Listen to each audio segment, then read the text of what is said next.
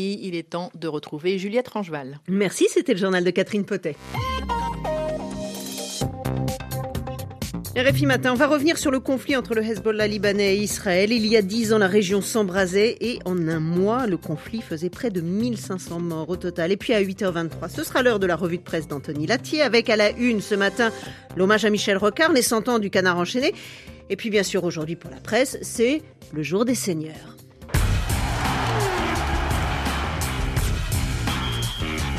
Et devinez de quel jour on parle.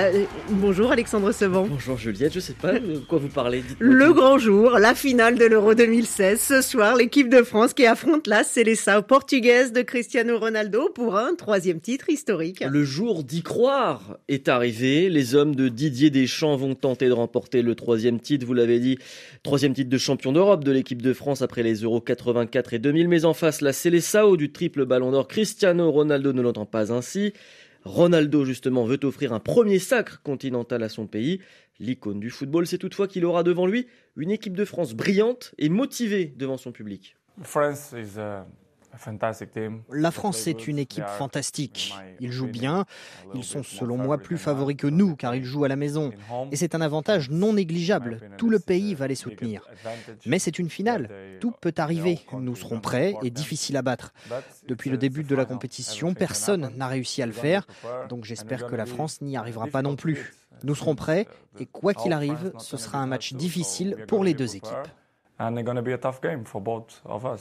Cristiano Ronaldo, dont se méfie l'arrière-droit tricolore Bacary Sagna, l'homme qui aura la lourde charge de stopper l'étoile portugaise. J'ai pas besoin de faire l'éloge de Cristiano. Tout le monde le connaît et tout le monde sait qu'il est là-haut. Il fait partie des meilleurs au monde, si ce n'est le meilleur au monde. Il a de grandes capacités, il a énormément travaillé pour atteindre le niveau qui est le sien aujourd'hui. Maintenant, en tant que défenseur, essayer de défendre comme on défend sur n'importe qui, essayer de laisser le moins d'espace possible et d'être le plus près possible pour intervenir. Essayer d'anticiper aussi. C'est sûr que c'est un joueur exceptionnel, mais bon, je suis amené à jouer contre des bons joueurs tous les week-ends, donc personnellement, ça me fait pas peur.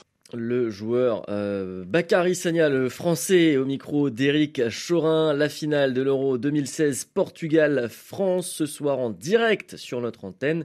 Coup d'envoi à 19h, temps universel. Et c'est Éric Chorin, Éric Mambrut pour le commentaire. Exactement.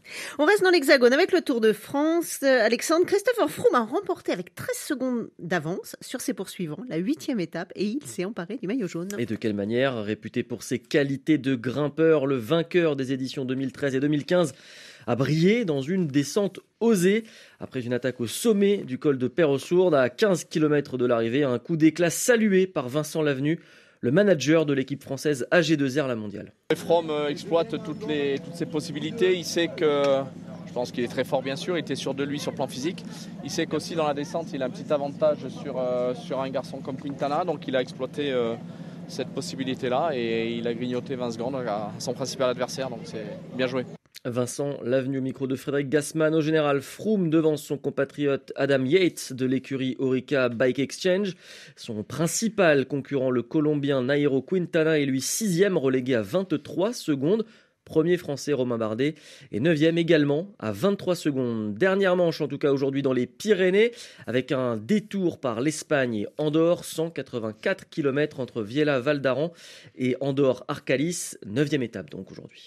Et on traverse la Manche. Serena Williams l'a fait, elle a remporté hier la finale de Wimbledon et décroché enfin son 22e Grand Chelem. Elle courait après depuis son dernier titre sur ce même gazon anglais l'an passé. Après l'échec en demi-finale chez elle à l'US Open 2015, 2 finales perdu consécutivement à l'Open d'Australie et Roland-Garros 2016. Serena Williams a donc battu en finale hier l'Allemande Kerber 7-5, 6-3 et réussi son pari d'égaler le record de 22 titres majeurs d'une autre Allemande, Steffi Graf.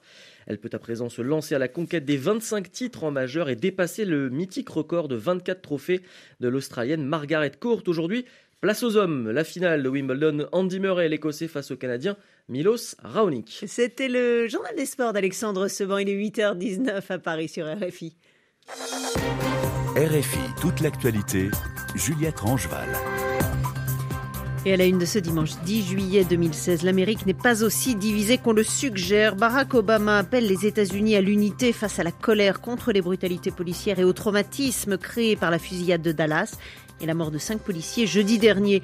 La tension, elle, reste forte. Le quartier général de la police de Dallas a été mis en alerte renforcée pendant quelques heures ce samedi après avoir reçu une menace contre ses fonctionnaires. La fin du sommet de l'OTAN à Varsovie. Les 28 États membres de l'OTAN sont unis face à la Russie. C'est ce que dit le secrétaire général de l'Alliance, Jens Stoltenberg, qui note que Moscou n'est ni une menace ni un partenaire stratégique. Les élections en Australie, l'opposition concède la défaite. Les conservateurs devraient garder le pouvoir. RFI Matin. C'était il y a 10 ans, le 12 juillet 2006, le début de la guerre entre le Hezbollah libanais et l'armée israélienne. Un conflit meurtrier qui a duré 34 jours, près de 1500 morts en tout. Les deux pays sont toujours officiellement en guerre et les tensions à la frontière sont régulières. Reportage à la frontière, Nicolas Repère. Père de 4 enfants, Zohar Dekel réside depuis 40 ans dans le kibboutz d'Iron, à quelques centaines de mètres de la frontière avec le Liban. En première ligne pendant la précédente guerre, ce village israélien de 450 habitants s'est organisé au fil des années. Cette pièce-là, c'est l'abri pour se protéger en cas de bombardement. Les enfants savent qu'ils doivent y aller en cas d'alerte. On espère toujours que ce ne sera pas trop souvent. Ces derniers temps, on n'a pas senti de nouvelles évolutions. Il n'y a pas de pression particulière. On ne voit pas de préparatifs de l'autre côté s'ils en ont. Mais on se doit d'être prêt au cas où. On doit être préparé si jamais ça dégénère. En 2006, près de 500 000 résidents du nord d'Israël avaient quitté la zone pour éviter les roquettes du Hezbollah tirées en direction de l'État hébreu. Ils sont tous revenus, assure Shlomi Fax, le responsable de la sécurité du kibboutz. 10 ans après la deuxième guerre du Liban, on s'est fait à l'idée d'habiter à côté de cette frontière. Quand on me demande si je suis rassuré, si je dors bien la nuit, je réponds bien sûr que oui, je n'ai pas peur. Je crois qu'en tant qu'être humain, on apprend à s'adapter. Pourtant, les incidents n'ont pas manqué ces dernières années. Accrochage mortel à la frontière entre les armées israéliennes et libanaises, menace du Hezbollah, bombardements israéliens. Assistante maternelle dans le kibboutz, Noah Benchlouss redoute un nouvel embrasement. La plupart du temps, c'est calme ici. Parfois, on a des coups de frayeur, mais on a un abri juste à côté de la maison, donc ça va. En début d'année, l'armée israélienne a entouré le village car on craignait une infiltration ennemie. On nous a ordonné de rester à la maison et de ne pas sortir, mais c'était une fausse alerte, heureusement. Commandant dans l'armée israélienne en charge de la région frontalière avec le Liban en 2006, le général de brigade Gal Hirsch estime qu'il sera difficile d'empêcher une nouvelle guerre avec le Hezbollah soutenu par l'Iran. Écoutez, j'espère vraiment qu'il n'y aura pas de nouvelle guerre avec le Liban. Ce n'est pas dans l'intérêt d'Israël. Ceci dit, tant que ce vent de terreur venu de Téhéran continuera à agir dans cette région et continuera à utiliser ses forces ainsi que son argent pour diffuser sa révolution islamique, je ne suis pas sûr qu'on puisse éviter un nouveau conflit. On parle du Hezbollah qui est un créateur d'instabilité et l'une des pires organisations terroristes. On sait qu'une nouvelle guerre est possible. Selon les estimations des militaires israéliens, le Hezbollah disposerait de plus de 100 000 missiles et roquettes, soit 10 fois plus qu'avant la guerre de 2006. Nicolas Repère, dans le nord d'Israël, à la frontière avec le Liban, RFI. Il est 8h23 ici à Paris sur RFI. C'est l'heure de la revue de presse. Bonjour Anthony Latier. Bonjour Juliette, bonjour à tous. Avec à la une ce matin, le jour des seigneurs. Honneur au titre de l'équipe en ce jour de finale de l'Euro de football. Il aura fallu 10 ans au football français pour revenir au sommet, se réjouit le quotidien sportif. 10 années d'attente marquées par la terrible tempête de Nisna au milieu d'une marée de déconvenus. On en est loin aujourd'hui, cette équipe de France récolte 81% de bonne opinion selon un sondage publié par Le Parisien aujourd'hui en France. C'était 14% il y a 3 ans. On la veut, exige le journal en placardant une photo de la coupe en une. Un pays tout en bleu, s'enthousiasme de son côté le journal du dimanche. La France avait besoin de se retrouver, confesse le président de la République, François Hollande, dans les colonnes du journal. Le chef de l'État qui pourrait très prochainement se retrouver sans son ministre de l'économie, Emmanuel Macron, sur le départ, selon le JDD et le Canard enchaîné, pressé par ses soutiens de prendre ses distances avec François Hollande. Je ne concours pas pour le maillot à pois ou le maillot blanc, ni pour le maillot vert. Quand on fait du vélo, c'est le maillot jaune, a-t-il lancé hier à l'occasion de la 8e étape du Tour de France, rapporte le journal du dimanche. Emmanuel Macron est-il, Anthony, l'un des héritiers de Michel Rocard? C'est en tout cas la question que pose la presse hebdomadaire. Oui, l'ancien Premier ministre tenant de la deuxième gauche est mort et beaucoup revendiquent aujourd'hui son héritage, en particulier Manuel Valls et Emmanuel Macron. Macron publie une tribune dans Le 1 pour nous dire qu'il retient de Rocard sa volonté de regarder la vie en face, le réel en face, non seulement pour les décrire, mais surtout pour les changer. Manuel Valls prend lui la plume dans l'Obs. Le rocardisme nous lègue une ambition et une méthode au service d'un principe. Réforme, proclame le chef du gouvernement. Et Michel Rocard, lui, se voyait-il des successeurs ? Il ne nous a pas semblé qu'il se reconnaisse un héritier légitime, tranche Le Point, à qui Michel Rocard avait accordé son dernier entretien le mois dernier. Il reprochait à Valls comme à Macron leur absence de culture historique du socialisme et ne souhaitait pas désigner l'un ou l'autre comme ayant sa préférence pour un destin présidentiel. L'hebdomadaire Politis enfonce le clou. Oui, Rocard a toujours su où était sa maison. Il était socialiste, il était de gauche, écrit l'hebdomadaire. Quand les deux prétendants à sa succession idéologique aimeraient ne plus entendre parler de parti socialiste, l'un parce qu'il n'en a jamais été membre, Macron, l'autre parce qu'il rêve à haute voix de gommer le mot socialiste, Valls. Le mot socialiste dont Rocard, vous suivez, le mot socialiste dont Rocard disait qu'il est le seul à faire primer le collectif sur l'individu. Et si ses héritiers étaient à droite à Michel Rocard, Juppé et Fillon, seraient-ils les enfants de Rocard, s'interroge François-Olivier Gisbert. Pour l'éditorialiste du Point, Juppé ne vit pas sur la même planète que son rival Sarkozy. Il n'aime pas la tambouille et ne croit qu'au travail, à la rigueur, au fond et à la compétence. C'est le syndrome Rocard. Dans le même genre, Fillon, le mal-aimé des médias, entend vaincre par la vérité et la raison. Il y a du panache, selon l'éditorialiste, dans cet homme raide qui s'enorgueillit de n'être ni glamour ni marrant. Là encore, le syndrome Rocard. Et l'Obs revient sur un épisode fondateur de la carrière de Michel Rocard. Septembre 1958, le jeune diplômé de l'ENA, l'École nationale d'administration en France, débarque à Alger comme l'ensemble de sa promotion en renfort administratif sur ordre du général de Gaulle.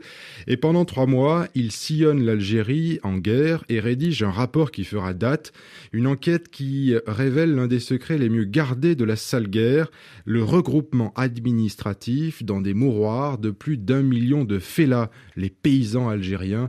L'objectif était de vider les campagnes de leurs habitants afin de les soustraire à l'influence rebelle. Son rapport fait scandale. Pour Michel Rocard, c'est un tournant, conclut l'Obs. Tout au long de son action, l'homme cherchera à concilier politique et morale. Peut-être parce que ce programme était trop ambitieux, il échouera par la suite à devenir président de la République. Qu'importe, son empreinte est ailleurs. Au soir de sa vie, écrit Christophe Barbier dans l'Express, Michel Rocard avait de quoi être plus satisfait qu'il ne le disait. La deuxième gauche est devenue la première, et même la seule.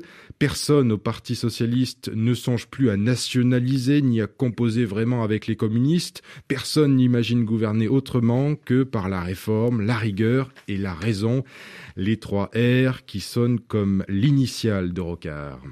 Et puis Anthony, il y a un siècle, le canard prenait son envol. Oui, il y a 100 ans, le premier Canard enchaîné était mis sous presse. L'hebdomadaire satirique de cette semaine republie la une du premier numéro, elle n'a pas beaucoup changé en 100 ans, ainsi que 3 pages d'anecdotes et d'histoires sur les coulisses du journal. Savez-vous par exemple d'où vient le titre Le Canard enchaîné ? Eh bien non. Eh bien, apprend-on dans le journal cette semaine de l'argot journalistique de l'époque, de sa naissance, où un canard est comme aujourd'hui d'ailleurs un journal, mais aussi un bobard.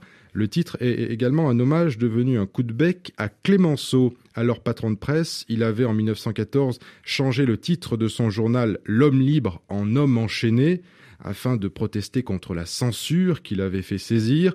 Mais voilà, glisse le canard, sitôt nommé président du Conseil en 1917, Clémenceau revint au titre initial, L'Homme libre, sans supprimer pour autant la censure. Et le canard enchaîné, lui, se porte toujours pas si mal aujourd'hui. C'est vrai. Merci Anthony Lathier, c'était la revue de presse. On vous retrouve tout à l'heure pour la une de Jeune Afrique. Bonne journée. Merci, vous aussi. RFI, la sélection du mois. Féfé et Ayo. Comme une mélodie Naija, je te chanterai à vie Naija. When I say hola shumbo, everybody knows I was born abroad. Emily Ayo, from head down to toe. Mathieu Bogart et Blick Bassi. RFI. Looking for to know.